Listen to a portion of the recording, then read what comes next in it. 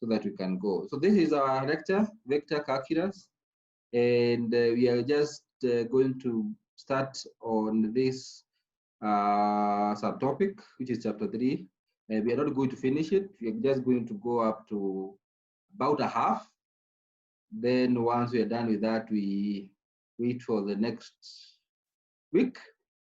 So this chapter, or rather we start with review of what we did last week, and we say that chapter 1 dealt with the vector addition, subtraction, and multiplication in the Cartesian coordinates. Last week it dealt with other coordinate systems, and now this chapter we are going to be dealing with the integration and differentiation of vectors, and that is what we call calculus. So we are also saying that the concepts introduced in this chapter provide a convenient language for expressing certain fundamental ideas in electromagnetics or mathematics in general. A student may feel uneasy about these concepts at first. You may not see what these concepts are for, or they are good for, but such a student is advised to concentrate simply on learning these mathematical concepts and to wait and see how they will be useful in the subsequent chapters. So we are saying that this is a core material that you require for you to understand the concepts of electromagnetics. They're going to start with the concepts of differential length, area, and volume. And we are going to say now that different elements in length, or differential elements in length, area, and volume are very useful in vector calculus. They are defined in the Cartesian, cylindrical, and spherical coordinate systems. And so we start with of course, the Cartesian, and we are going to be looking at figure 3.1. And you're going to notice that the differential displacement, the one that we indicate as dl. Again, remember that we always indicate a vector with an arrow at the top. So, but when it is typed, it appears in bold. Those things I always mention because of the people who might have missed the class or may not have understood it the first time. So look at the figure 3.1, which is right here. And we are saying that we have a figure, or rather a block, that has 3 dimensions, dx, dy, and dz. You can see this is a typical XYZ coordinate system, the one that we refer to as the Cartesian. And so we are saying that we can express a length from, might say a length from point A to point R. And if you wanted to go from that point, you'd say going down, going horizontal, and then going another horizontal in the X direction.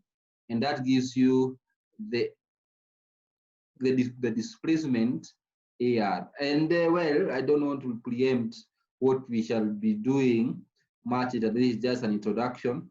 So we have said that from figure 3, we can say that the displacement dl at point S is the vector from point S to point B.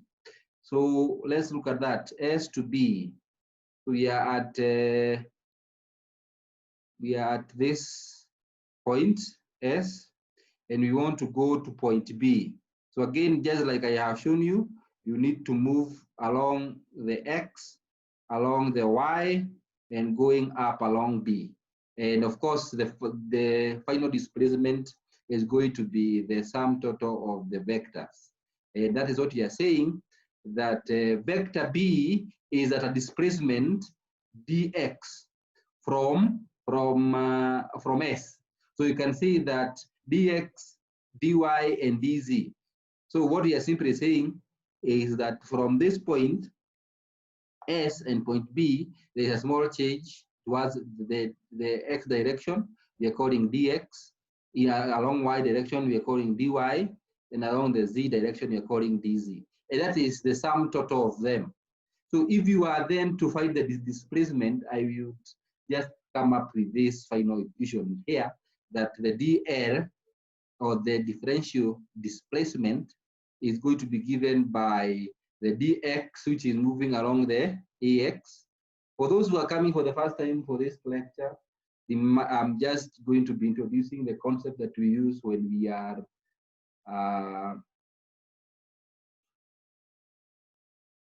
when you're writing them. And for those who are chatting and saying that they can't hear on my side, trust me that others can hear. Just log out and log back in. Someone responded to Omar Maidai and tell them to log out and log back in or enable their mic. Could be the problem on that side. Everybody else can hear. So this is how we do. DL is equals to dx ax plus dy along the ay direction plus dz along the z direction. And someone,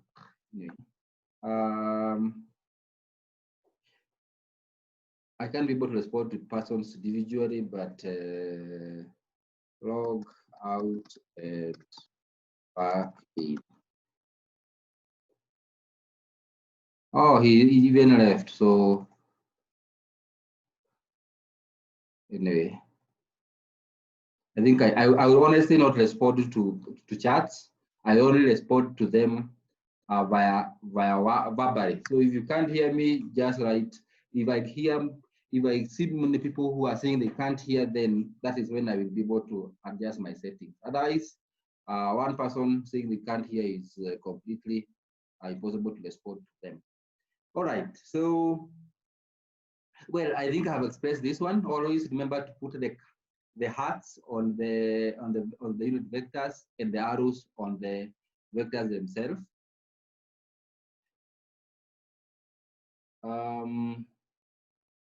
How you say that? So we have shown how we are developing that in the Cartesian coordinates, and therefore I don't need to keep these things there. So we carry on, and now that is all we need to know about the displacement in the Cartesian coordinates. So we actually move forward to the differential normal surface area in the Cartesian coordinates. And here we actually can move this one because I think I have already used this to explain. So now we are here and we want to find out how can we find what we call the surface area in vector format that are going to be represented by each of these surfaces. And what we are saying is that this small area, I think I should now use my red one. This small area, if you join without a video, and you are going to be okay. So this small area that I am pointing at, that can be represented by B, Q, R, C, is simply can be obtained by, okay, this is how we characterize it, that we say that it's going to be having a vector is simply like dx ax cross dy ay. So if you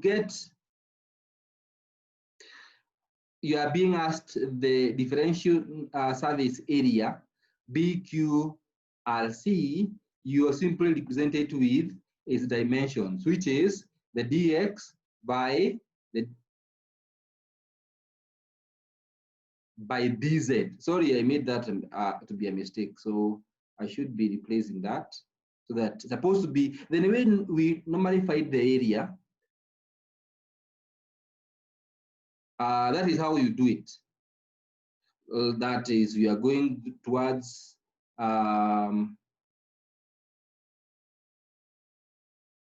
this is the surface area I'm now shading in red. So if you are asked to find the area or to express that area in vector format, you'd simply say the horizontal side times the vertical side. Therefore, I'm saying along the vertical or the horizontal is dx ax because it is pointing one direction, and the vertical side is dz az, and therefore this is. So if you evaluate this out, you're going to become dx and dz. But then when you cross these two vectors, remember what we said about the axioms of vectors? Said ax cross az. This is going to give you what? This is going to give you negative ay. But if we can actually put it the other way and say that this is going to be equals to az cross ay. Sorry, sometimes I make mistakes when I'm thinking about something else. So we are saying that az cross ax is going to give you ay. Here's a point that I want you to understand, and I want to say this, that the service elements or the differential service elements that I'm shading now is always considered to be facing outward from the volume. So if you actually think about this way, ax, which is this one, and az, which is going up, if you do the crossing, it will give you negative ay, saying that positive y is going like that direction, and therefore negative ay is going that direction. So we are saying that the unit service elements, they are always facing outward. That is why I have changed from using this. So that it can face outward and say that that is going to give us the correct expression of the service, normal service area that is outward from the volume. So I hope that is clear. So what you're saying that therefore is that this gives you a z, and as you can see a y, and as you can see, this becomes dx that we found, dx, dz gives you d, this second element that is facing that direction. And what I am now showing you is that all of them separate in this figure 3.2.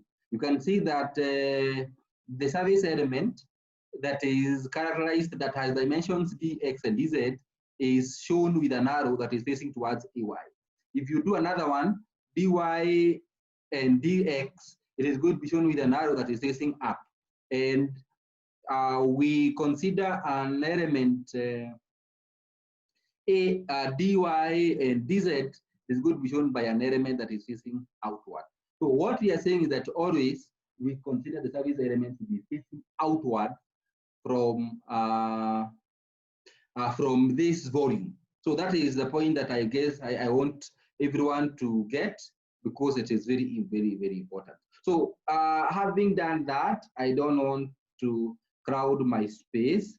I wanted to say that I have shown you guys how to do that, and therefore we are saying that the differential service area for each of these services is going to be expressed as a vector that is consisting of all these three elements, dy, dz, ax. Notice that we don't have any element that any dimension repeating itself. So you can see y, z, x, z, y. You can have dy, dx, and then dx. Oh, sorry, and then ax. You can't have anything like that. So they are always going to be represented together when we are dealing with the surface element. Okay, so we move on, and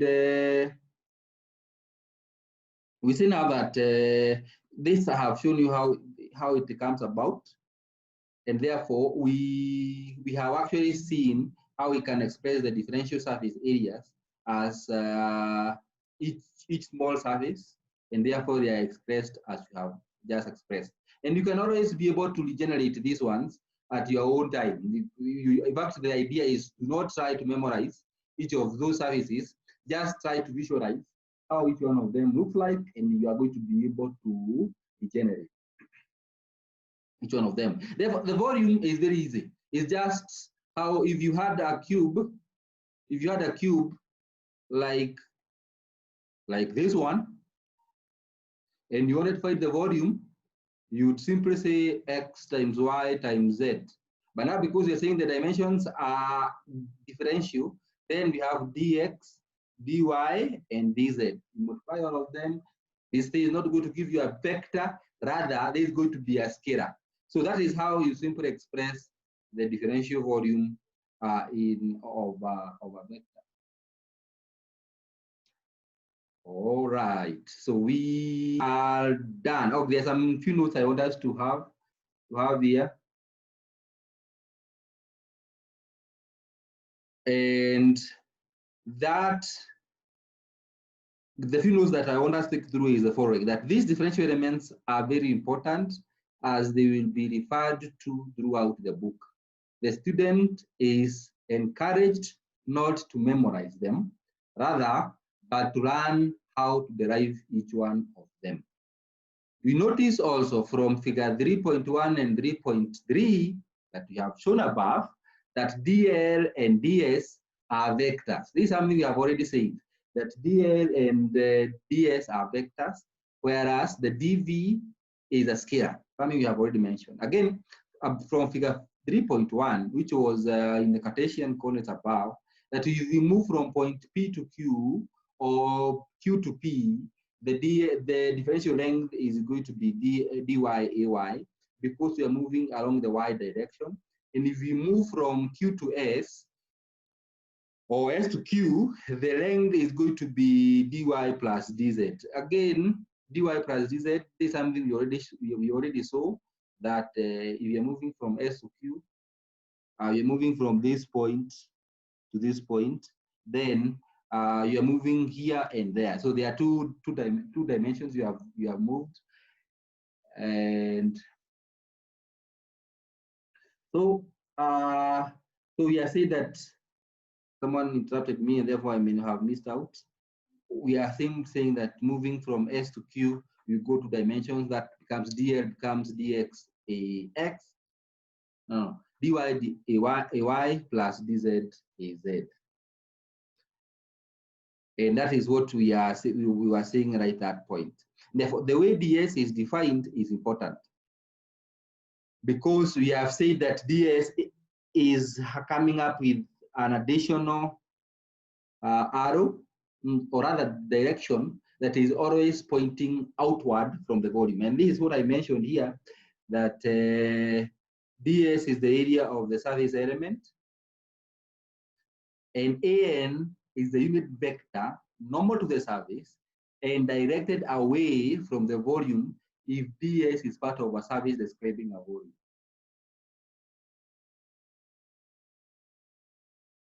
Don't join with your video, just switch off the video. Purity. No, you are struggling to find out how to name yourself. Just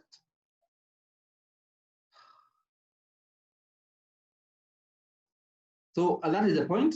Sorry for that interruption from Purity. If we consider now surface ABCD in figure 3.1, and figure 3.1 is right here. ABCD is this surface. I can remove these other markings. So we are saying that this surface that we are considering right here, if we consider that surface that I have just shaded,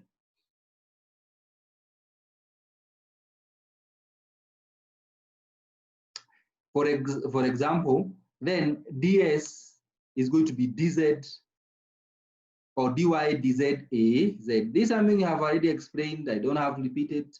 All we are saying is that is going to be given by dy dz, then along direction ax. So I don't have to repeat that. So where are we?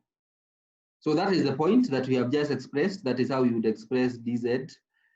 But whereas the service PQRS would be showing negative dy dz ax because it's now the other side. So again, that is the point I want to mention, that this surface now, I have now finished with this surface. It is saying that the arrow is going to be facing away from the volume. But now if you consider this other surface, if I color, if I shade it with blue, this other surface that is PQRS, is not visible. Slightly that. So this surface is going to be on this other side of the volume, and therefore it is going to be facing that direction, and therefore it is going to be negative AX, because you can see that AX is facing that direction.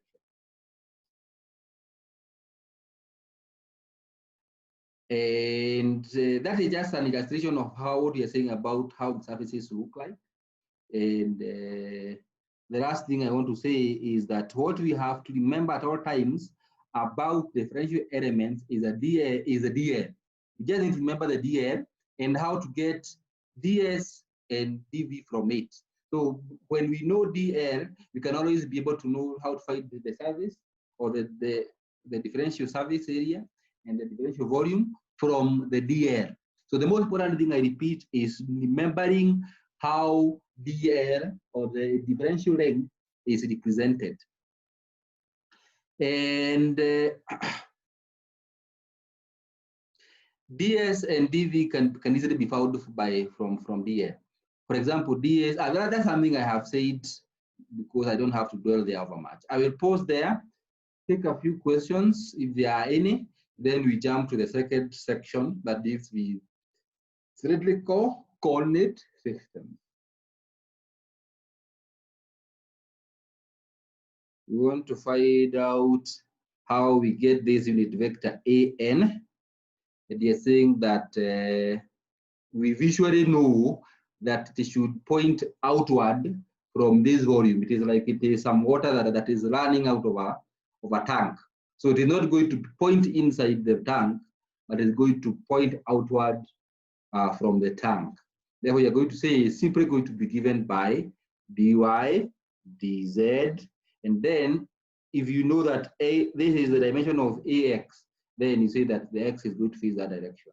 If you for this surface, if you consider this other surface that is on this back side, which I now draw like this, that surface is still going to have dy and dz, but then the arrow is going to be pointing outward, and therefore it is going to be pointing toward it is the surface element d that ds is going to be given by dy dz ax negative. So you put a negative in the beginning of your expression.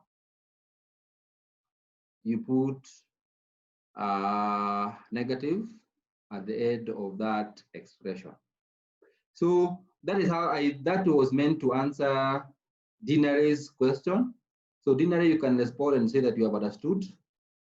And now jumping to Eric Mwania's question, and he is asking that please repeat on displacement and volume. Volume is very easy. Volume is just saying, volume is just the dimensions. Dimension is dv is equals to dx, dy, and dz. Just the way you'd find a volume of a square, of a volume of, like, what do you call this one? A cube, dx, dy, and dz. Just multiply the three, you get the volume. That is it. He's asking about the displacement. Displacement, you want to move from this point P to point B here, you would simply say add this plus this vector that is going up. So that would be dx ax plus dz az. That would give you the displacement dl from point P, from P to B. That is how we do that, Mr. Eric. So you can also respond and hope that I have answered you accurately. And we carry on. And we now jump now to cylindrical coordinate system. And the zeta coordinate system, remember how the zeta looks like? It's right here. So we said that zeta is lying, or the middle of the zeta is lying at the center of the Cartesian coordinate system. And we draw it as just the way that diagram, figure 4.3.3 is drawn. And therefore, we consider as an element that we can be able to find the element differential length, differential surface, and differential volume. And we have said that as long as we know how we can express the length, all these others